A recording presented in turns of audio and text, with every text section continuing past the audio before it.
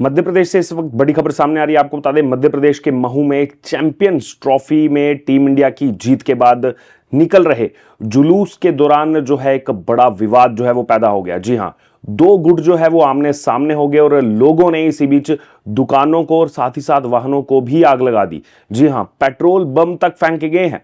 दरअसल पुलिस ने स्थिति संभालने के लिए लाठीचार्ज भी किया और आंसू गैस के गोले भी छोड़े।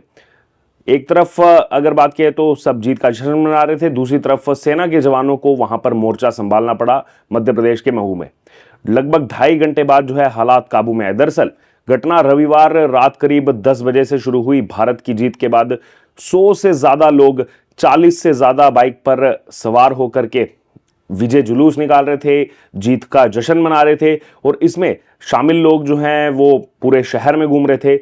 इसी दौरान वहां का जो इलाका है महू का, उसमें जामा मस्जिद के पास जो है वो आतिशबाजी भी हो रही थी और इसको लेकर के कुछ लोगों के साथ विवाद हो गया। जी हां, पीछे चल रहे 5-6 लोगों को दूसरे पक्ष के लोगों ने रोक लिया। आगे जो लोग चल रहे थे और पीछे जो लोग चल रहे थे उनको रोका और रोक करके मारपीट शुरू कर दी। और जब इस बात का पता आगे चल रहे लोगों को पता लगा तो उन्होंने जो है वहां पर हाथापाई हुई। उसके बाद जो है वहां पर तनाव की स्थिति बन गई, जिसके बाद जो है यहां पर पत्थरबाजी की घटना भी देखने को मिली। देखते ही देखते विवाद जो है वो काफी ज्यादा बढ़ गया। बाइक सवार कुछ लोग जो है वो पत्ती बाजार, कुछ कोतवाली और बाकी जो है वो दूसरे क्षेत्र में निकल गए। और वहीं दूसरी तरफ अगर बात की जाए तो गुस्साए लोगों ने पत्ती बाजार क्षेत्र में भी पथराव शुरू कर दिया। जी हां, यहां पर घरों दुकानों के बाहर जो गाड़ियां खड़ी थी उन गाड़ियों में तोड़फोड़ करने लगे। 5 से 6 लोगों की इसमें जो है वो घायल होने की सूचना भी सामने आ रही है। दरअसल जब बवाल बढ़ा तो बवाल बढ़ने पर आसपास के 4 थानों के पुलिस बल को महू क्षेत्र में बुलाना पड़ा। करीब 300 से ज्यादा बल को उसी समय जो है तैनात किया गया। वहीं कलेक्टर आशीष सिंह और डीआईजी निमिष अग्रवाल रात करीब 1:30 बजे महू पहुंचे और उन्होंने शहर में पैदल घूम करके स्थिति का जायजा लिया। उपद्रवियों की अगर बात की जाए तो उपद्रवियों ने पत्ती बाजार, मार्केट चौक, जामा मस्जिद, बतख मोहल्ला और धान मंडी जो क्षेत्र हैं वहां पर बाहर खड़ी करीब 1 दर्जन से ज्यादा, जी हां 12 से ज्यादा बाइक में आग लगा दी। 2 कार में तोड़फोड़ कर जो है आग लगाई गई। आप सोचिए कितना बवाल वहां पर मचा होगा। पत्ती बाजार क्षेत्र में प्रेस क्लब के अध्यक्ष राधे लाल के घर तक में आग लगा दी गई। जी हां, बतख मोहल्ले में एक दुकान को आग के हवाले कर दिया गया उपद्रवियों की तरफ से। वहीं मार्केट चौक में भी 2 दुकानों के बाहर जो है आग लगाई गई।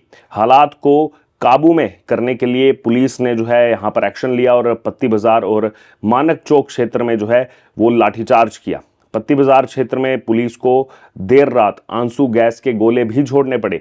करीब 2.5 घंटे के बाद रात को करीब 1 बजे स्थिति जो है सामान्य हो सकी और मौके पर 10 थानों के करीब 300 से ज्यादा पुलिस अधिकारी और साथ ही साथ जवान जो है उनको वहां पर तैनात किया गया। ना ही केवल पुलिस बल बल्कि आपको बता दें आर्मी की 8 जवानों की टुकड़ी भी, क्विक रिस्पांस टीम यानी कि QRT को भी जो है बुलाना पड़ा। और इस विवाद में फिलहाल किसी के बहुत ज्यादा गंभीर रूप से घायल होने की सूचना नहीं मिली है, लेकिन बवाल ने कई सारे प्रश्न जो है खड़े किए हैं। पुलिस ने इस मामले में लगातार जो है वो जांच शुरू कर दी है और यहां पर सीसीटीवी से जो है वो अब जांच की जा रही है उपद्रवियों की। कलेक्टर आशीष सिंह और डीआईजी निमिष अग्रवाल जो है वो रात करीब 1:30 बजे महू पहुंचे। जैसा हमने आपको पहले ही बताया, पैदल उन्होंने घूम करके स्थिति का जायजा लिया। जो भी ये क्षेत्र थे वहां पर जाकर के स्थिति को देखा। वहीं कलेक्टर आशीष सिंह ने कहा कि पत्थरबाजी और आगजनी करने वालों की पहचान जो है वो की जाएगी, जिसके बाद एक्शन भी शुरू हुआ और किसी को भी छोड़ा नहीं जाएगा। सभी दोषियों पर एक्शन लेंगे, कार्रवाई करेंगे। होली और रमजान आ रहा है, होली और रमजान पर शांति बने रहे, इसके लिए पुलिस और प्रशासन जो है वो यहाँ पर जोरों शोरों से तैयारी कर रहा है। इसी बीच महू विधायक और पूर्व मंत्री उषा ठाकुर की भी प्रतिक्रिया आई। सबसे पहले उन्होंने कहा कि वीडियो में जो लोग पथराव करते हुए नजर आ रहे हैं उन सब की पहचान कर कार्रवाई की जाएगी, कड़ा एक्शन लिया जाएगा।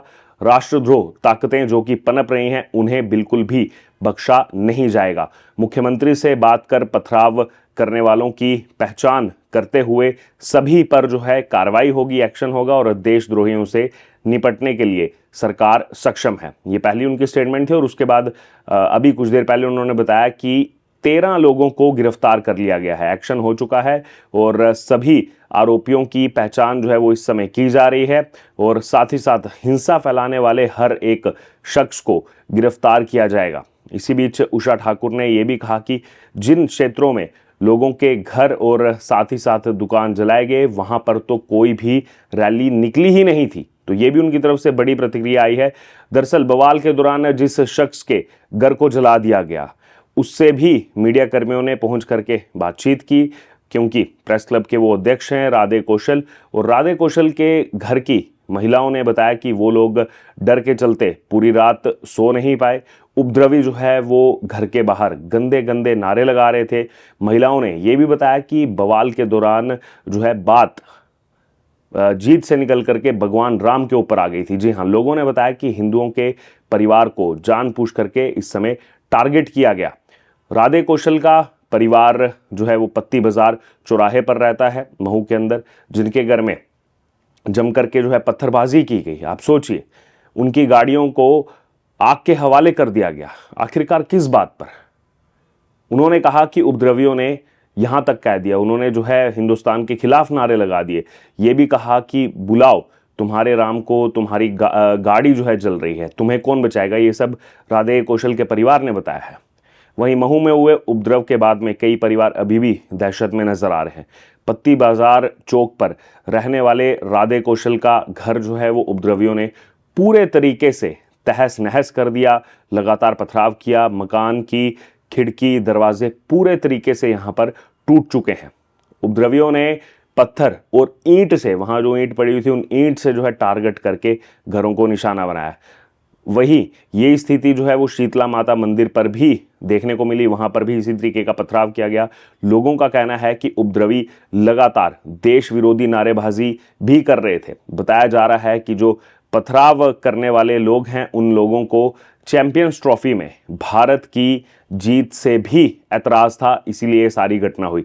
वहीं महू में हुए उपद्रव के बाद में पुलिस प्रशासन ने पूरी तरह से मोर्चा जो है उसको संभाल लिया है और इसी बीच ग्रामीण एसपी हितिका वासल ने मौके पर पहुंच करके स्थिति का सबसे पहले जो है जायजा लिया।